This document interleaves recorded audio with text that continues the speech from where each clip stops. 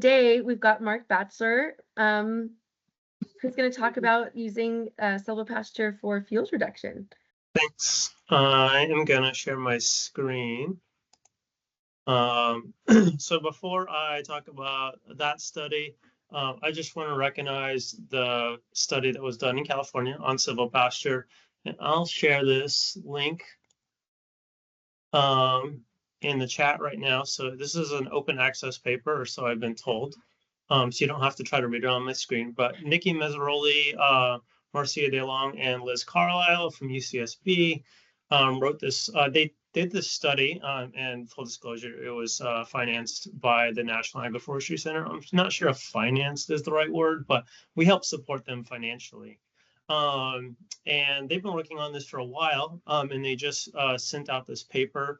It's a really great understanding of silvopasture in California. It's an easy read, and I thought it was really helpful just to look at silvopasture in broad swaths of California. And I'm actually using it for a pilot study that Matt Smith and I are working on, which I'm going to allude to in a second. So highly suggest you read this paper. Liz is also a published author. And if you haven't read her books, I highly suggest it. I read her Lentil Underground book in graduate school, looking at pulse crops. Thought it was really great. And she published another book last year about agroecology, and she mentioned agroforestry in that book. So highly suggest it. So the next paper I want to share with you all is a paper that Matt Smith, who's on this call, and I published last year. And this is a portion of my graduate research from Washington State University that was also financed or funded by the National Agroforestry Center. And for this study, we looked at silvopasture as a means to reduce fuel loads and mitigate fire risk. And there's a long history of trees and cows being put together and negative consequences occurring, particularly in the West and on public lands. And there's a large body of research that shows that if you put cows out into a forest, dry pines, whatever it is, music forests, typically what happens is they bring with them a host of invasive species, mainly annual grasses that senesce and dry very rapidly comparatively to the perennial grasses that are in those forests. They also reduce the diversity of those forests in the understory. And as a result, these cows that are just put out in forests, call it woodland grazing, calling it just putting cows out into the woods, there is an increased fuel loads just because we have those dry grasses, those annual grasses that dry faster. They selectively eat and consume those grasses that would have been around and senesced later.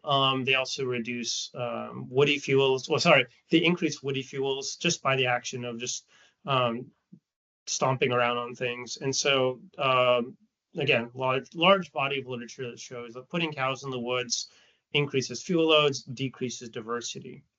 And those papers go all the way back to the 1940s. And if you email me, I'll give you a long literature review on that data.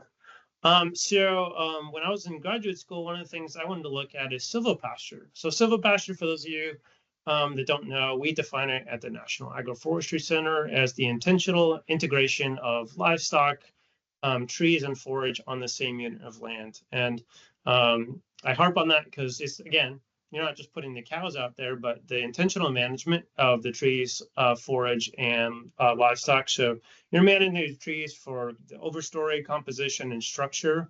So how much light is getting to the floor of the forest floor. There we go. That was hard to say. You're also managing the age, class. Typically in silvopasture systems, we see even age class trees, though in some of the study sites we did see uneven age class. And then managing the forages. So typically landowners in western Idaho, eastern Washington, where this study was presented, they modified the forages. So they introduced more palatable, nutritious species. But because it's so dry, they often managed what was there. native or non-native. And then the cow aspect, and we just studied cows. We didn't look at sheep or goats or other grazing animals. They were rotationally grazed. And Matt Smith and the National Agroforestry Center wrote a paper in 2022. Is that correct, Matt? You can just give me a thumbs up around silvopasture. And they noted in that study that silvopasture throughout the United States, most people rotationally graze their livestock from paddock to paddock to paddock. And that means that in my region, in the Pacific Northwest, cows were grazed at higher intensities for shorter periods of time within those paddocks. And then the paddocks were rested either throughout the rest of the growing season, or they would come back and maybe graze once or twice more. So we've got the trees that are being managed, we've got the forage that's being managed, and we've got the cows that are all being managed intensively together. So what does that mean for fuel loads? So in our study, we compared ungrazed managed forests. So the forests were managed, they were thinned, but they weren't grazed, to silvopasture. And again, silvopasture, trees, forage, and livestock were all managed. And we looked at all fuel types, so all surface fuels. So the surface fuels include litter and duff. So litter is just like leaf matter on top of soil. Duff is the partially decomposed organic matter, leaves, needles, whatnot, on top of soil. And then we looked at 1, 10, 100, 1,000 hour fuels. And those categories, those numbers mean how long the fuels will burn. So a 1 hour twig or a branch would burn for roughly 1 hour. A 100 hour branch has a specific diameter, and it would burn roughly for about 100 hours. So that's kind of what we looked at. We also looked at overstory composition and structure, and then we looked at understory composition and structure. And what we found out is cows really don't change woody fuels. So 1, 10, 100, and 1,000 hour fuels, the cows didn't really affect that because, one, they don't eat it, they don't stomp on it and break it down. Really, the woody fuels were a management of humans. So again, remember that intentional management of the trees. Humans were going in there, they were either masticating, removing fuels, pile burning, whatever that is, but they were removing that fuels. So the fuel loads were lower. But at the cows, they were really reducing the litter and the duff. And that's just by compaction and or reducing vegetation that was on the ground. Therefore, it wouldn't form new litter layers. That was really hard to say as well. Say litter layers 3 times in a row. So that was really interesting. And again, this is kind of a pilot study. And so our next phase is we are starting this spring working with regional soil health specialists up here in the Pacific Northwest to conduct a pilot study here in Oregon. And we're going to be a little bit more rigorous in our data collection this time. Same types of data, but just a little bit more sampling intensity. And we're going to be looking at silvopasture, managed forests, and unmanaged forests. And we're also going to be looking at species composition in pastures. And then we're also going to be looking at some soil health metrics as well that have yet to be determined.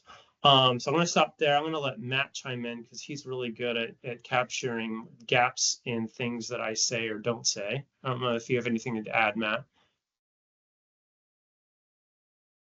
Nope. Say actually in terms of phase 2, really, like Mark said, if anyone has any silvopasture sites where they think it'd be appropriate for this study, don't hesitate to ping us. And again, we hope to do this in California, Idaho, Washington, Hawaii, a number of places, and also in the southeastern portion of the U.S. Because again, forest type is a really big driver of fire dynamics. So again, if folks want to collaborate on this or have ideas, don't hesitate to ping us. Thanks, Matt. So some takeaways from this study, we do see when silvopasture is utilized on dry forests or xeric sites, we see a reduction in specific fuel loads. And that's partly due to humans, partly due to cows, but a combination of the management system as a whole. I do want to drive the point home, though, that fire isn't bad. We need fire in these forests. It's an appropriate ecological disturbance. The reason why we're looking at silvopasture as a means of fuels reduction is a lot of these sites are have high WUI or wildland urban interface. And so when fire does come through, we want to make sure that fuel loads aren't high. And outside of doing prescribed burns, which is, an appropriate ecological disturbance, which isn't widely accepted in areas where there's WUI, wildland urban interface. This might be a potential means of reducing fuels without conducting a prescribed burn. So just want to drive that point home. We need fire. We need appropriate fire. We also need ways to manage fuel loads. So I'll stop there. Feel free to ask any questions.